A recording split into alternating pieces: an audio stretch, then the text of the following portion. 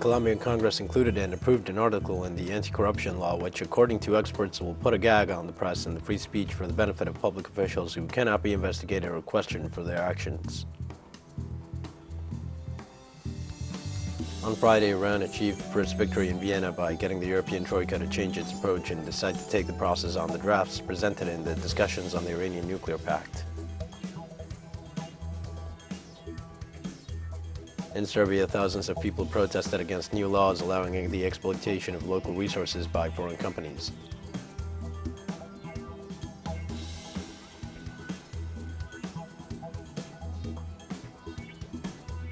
Hi, this is From the South. I am your news anchor, Diego Martin, from the Telesur studios in Havana. We begin with the news. The Colombian Congress included and approved an article in the anti-corruption law which, according to experts, will put a gag on the press and free speech for the benefit of public officials who cannot be investigated or questioned for their actions.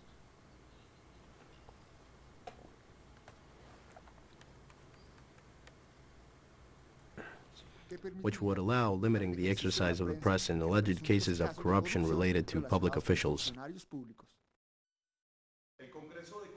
The Congress of Colombia has just approved an article that, for us, is the gag law. Who benefits from this article? Corrupt politicians, what happened with Karen Abudinen, what happened with Jennifer Arias, what has happened with so many corrupt politicians of the government coalition. That's why they want to censor the press. That's why they put this article. They are afraid that journalists investigate and denounce.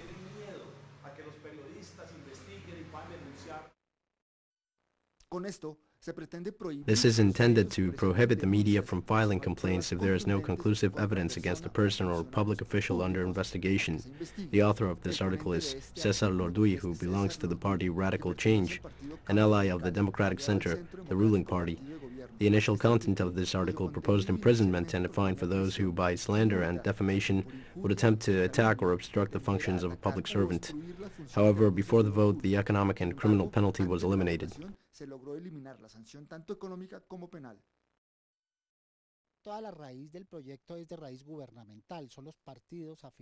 The whole root of the project is governmental. It is parties related to the government, as the final vote showed. The vote that was finally imposed in the chamber and demonstrates an authoritarian character, very close to dictatorial.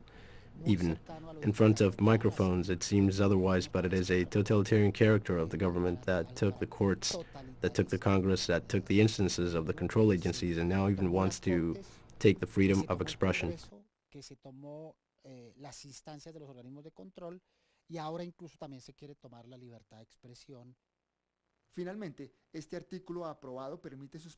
Finally, the approved article allows a suspension or cancellation of legal status of any organization of the person or persons who have defamed or slandered the public servant or former public official or his or her family. This article was approved by 59 yes votes and 53 nay in its last debate in the House.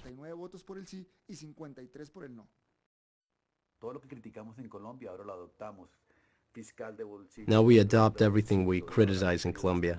The journalists cannot denounce corruption because supposedly that is fatal, so somehow they live saying that they are for a transparent country, they are for a country without corruption, for a country of freedoms, and it bothers them that they are questioned. And the sad thing is that journalism denounces and nothing happens. Justice does nothing, the president does nothing, he is indolent.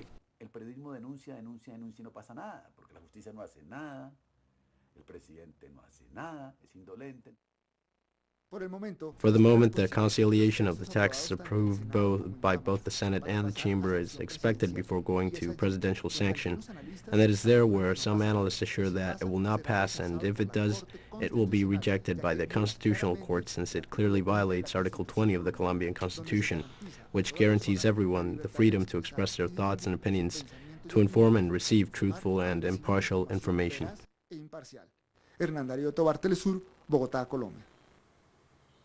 And this Saturday, the Uruguay Transport Union condemned the unjustified excessive use of police force in the union's mobilizations.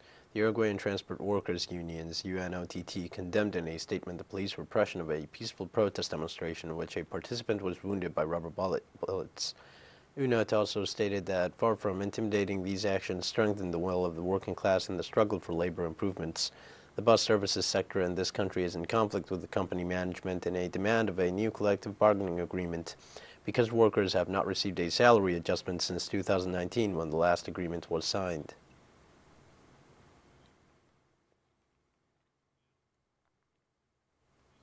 In Mexico, the number of asylum seekers killed in the accident that occurred this Thursday on a highway in the southern state of Chiapas has reached 55.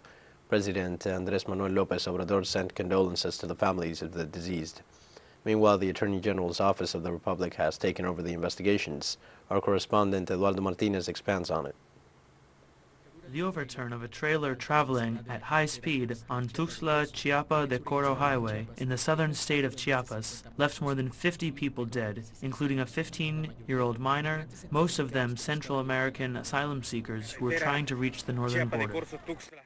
A total of 166 people were traveling in the truck, who, according to authorities, entered the country without documents and stayed several days in San Cristóbal de las Casas before leaving on the afternoon of December 9th. The nationalities of the injured persons were 95 from Guatemala, 1 from Honduras, 1 from Mexico, 1 from Ecuador, 3 from the Dominican Republic, and 4 undefined. There are also 19 underage persons from both Guatemala and Honduras. Moving in trailers has become a common practice among asylum seekers, who pay between $2,000 and $3,500 to travel through some Mexican states. On December 3rd, for example, 105 asylum seekers were rescued in Puebla, traveling in converted trailer boxes. In October, authorities detained 3 vehicles with 6 containers in which 634 people were traveling, and in November, a similar number were found in Veracruz. Lives have been saved. Asylum seekers have been rescued from being transported in inhumane and high-risk conditions, and fortunately, tragedies such as the one that occurred yesterday have not occurred.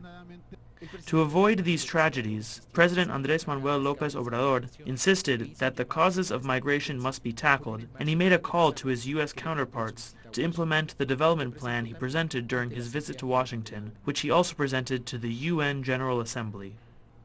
We are requesting immediate action because the situation is very serious. We have had to face other cases of violence in which migrants are assaulted, and we proposed that the social programs that we are applying in Chiapas be applied urgently in Central America. In this way, he said, 350,000 people could be prevented from leaving their places of origin to seek opportunities in the north. Meanwhile, the U.S. government continues to strengthen its immigration policy, including the reactivation of the migrant protection protocols so that asylum seekers in the U.S. can wait for the outcome of the procedure in Mexico. Eduardo Martinez, Telesur, Ciudad de México. We'll be right back after this very short break. Don't go away.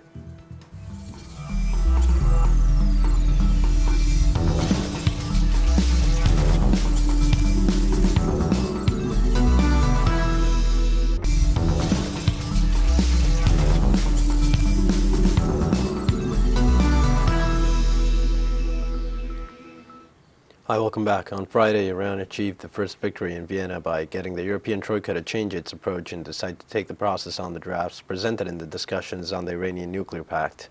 Within the framework of the 7th round of talks hosted in the Austrian capital, the Persian country had already submitted to the European parties involved in the nuclear deal 2 drafts on its position and proposals regarding the removal of sanctions, which were imposed by the United States after it pulled out of the nuclear deal signed in 2015, as well as Tehran's nuclear commitments.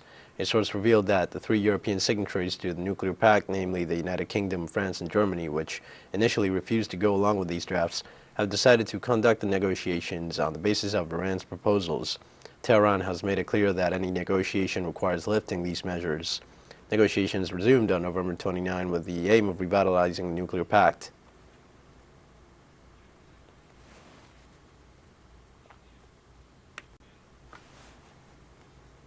In India, groups of farmers quit protest sites on the outskirts of the capital on Saturday and returned to their homes, marking the end of their year-long demonstrations against agricultural reforms. Farmers dismantled their informal shelters at the protest sites and began clearing long sections of roads around New Delhi, where they had been camping since November last year. The farmers' decision follows an announcement 3 weeks ago by Prime Minister Narendra Modi that his administration would repeal the 3 agricultural laws in the winter session of Parliament, a decision that was passed by both houses of the legislature. However, the leaders of the agrarian unions stated that they would meet again on January 15th to verify the fulfillment of their demands.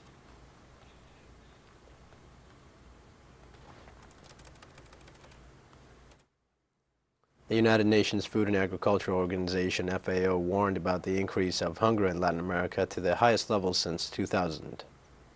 The organization's regional representative, Julio Verdeguer, pointed out that between 2014 and 2020, hunger in Latin America increased by 79%. He also pointed out that as a result of the economic crisis prompted by the COVID-19 pandemic, hunger affected almost 59.7 million people in Latin America and the Caribbean. He also provided data on social inequality, highlighting a gap between men and women. In 2020, with the worsening of the crisis, 41.8% of women in the region and 32.2% of men will suffer some type of food inequality, which represents almost a 10% difference. Latin America and the Caribbean urgently need to implement plans to generate an economic awakening based on integration and collaboration among the countries of the region.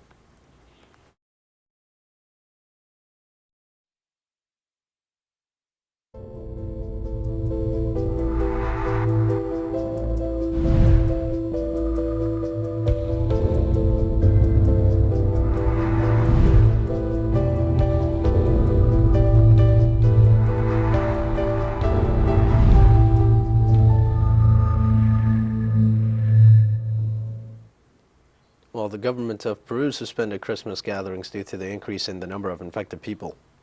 The government of Peru has forbidden Christmas and New Year's gatherings, including family visits, as part of measures ordered to contain the coronavirus pandemic, following the death on Friday of 41 people, a day toll not seen since the end of last year. The authorities had already announced last week a curfew on Saturday, December 25, 2021, and Saturday, January 1, 2022, from 1 a.m. to 4 a.m. The Peruvian Health Ministry has also reported over 1,300 new infections in the last few hours, bringing the total number of infected people to over 2,002,000, according to the Peruvian daily El Comercio.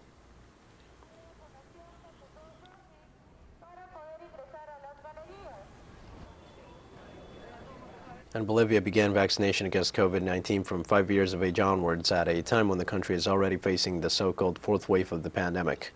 From the city of La Paz, our correspondent Frei Morales has the details. The announcement of including children between 5 and 11 years old to the mass vaccination campaign was made by President Luis Arce. Our specialists from the Health Ministry have worked intensively in recent weeks to gather information, evaluate studies, and international reports, and it was decided that Sinopharm vaccine, used for children in different countries, will be used for this age group. Children began to arrive at the vaccination centers. Children do not want to stay locked up in the house. They want to go out. So parents say, so maybe they get COVID-19, and that's why they, the children, say, we should get vaccinated. Moms are confident that this protection will allow children to begin to normalize their activities. This morning we heard the news that they had already extended the age, and we've celebrated, the three of us, and she even more, because we were waiting for her vaccine.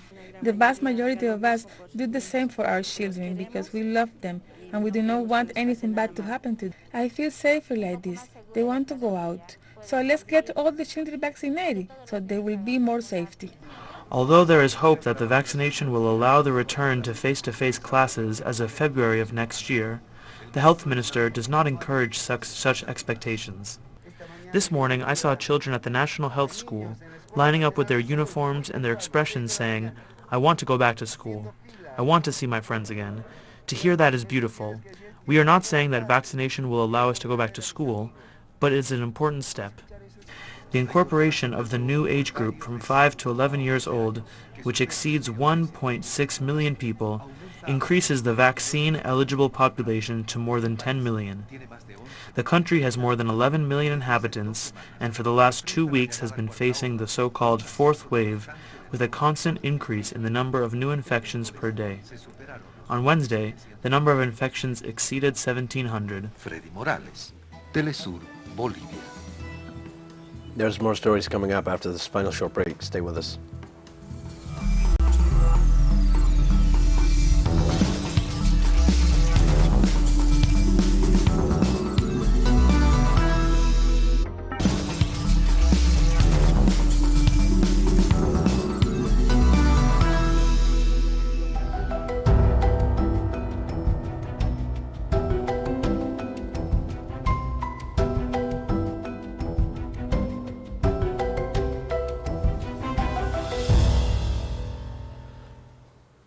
Welcome back to From the South. In Serbia, thousands of people protest against new laws allowing the exploitation of local resources by foreign companies.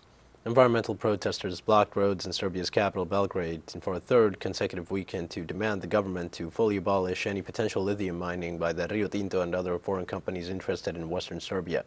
Lithium is a key component in car batteries, but environmentalists argue its excavation causes huge damage to nature.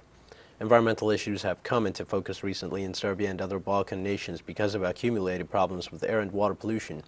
Protesters argue that the authorities favor the interests of foreign investors and profit over environment protection.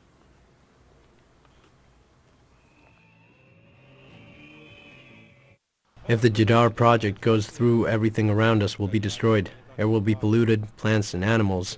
We will have to buy bottled water. Wherever Rio Tinto operated, it left a wasteland. When they feel that the ore is spent, they leave the territory and leave it devastated. Land, air and water won't recover in 500 or maybe 1,000 years. Wherever there is a mine, there is no life. All of Serbia is in danger because of this project and this pollution, and perhaps some other European countries too. And United States Kentucky Governor Andy Beshear declared Saturday authorities believe more than 50 people could have died in tornadoes and severe weather in the state, adding he thought the death toll could reach as high as 70 to 100. Beshear called it one of the toughest nights in Kentucky history and said some areas have been hit in ways that are hard to put into words. We believe our death toll from this event will exceed 50 Kentuckians, probably end up closer to 70 to 100 lost lives. Remember, each of these are children of God, irreplaceable to their families and to their communities. The city of Mayfield has been devastated.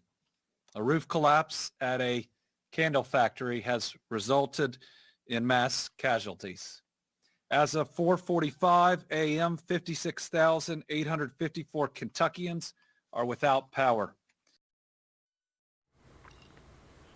Tunisians protested violence against women in the capital. Dozens of Tunisians gathered in central Tunis and held a silent march carrying placards and banners protesting violence against women and calling on the government to do more to enforce laws to protect them from domestic violence. In 2017, Parliament adopted the much-praised law on eliminating violence against women, but on the ground, women continue to face an uphill struggle to obtain justice and ensure their personal safety. According to a survey from the Ministry of Women, at least 47% of them experienced domestic violence in their lifetime.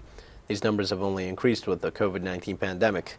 The march aims at raising awareness about support services for survivors of domestic violence and implementing campaigns in public education to change social attitudes that are conducive to violence against women.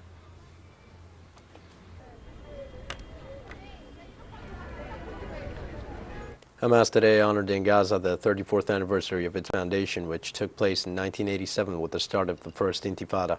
Local sources reported that due to the serious economic crisis following the fighting last May, which caused considerable damage, the central demonstration in the main square of Gaza, where in the past more than 100,000 people gathered, has now been canceled. This year, Hamas instead asked supporters to organize marches after Friday's prayers in mosques. According to sources, these processions took place in all the main locations of the Strip, and in all they were attended by tens of thousands of people waving the green banners of the resistance movement.